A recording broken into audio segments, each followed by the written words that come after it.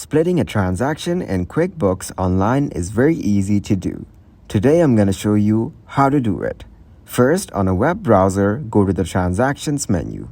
Then find the transaction you want to split. Next, select Split from the Type column.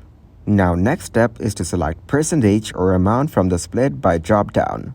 Here, if you select Business, select the link in the Category column and then select the category as per the need.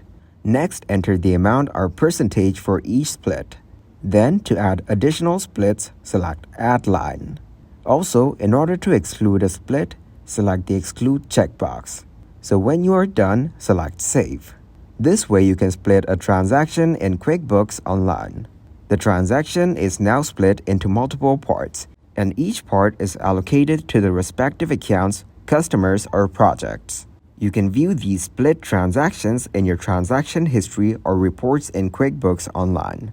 Splitting a transaction in QuickBooks Online allows you to allocate different parts of an expense or income to multiple accounts, customers, or projects.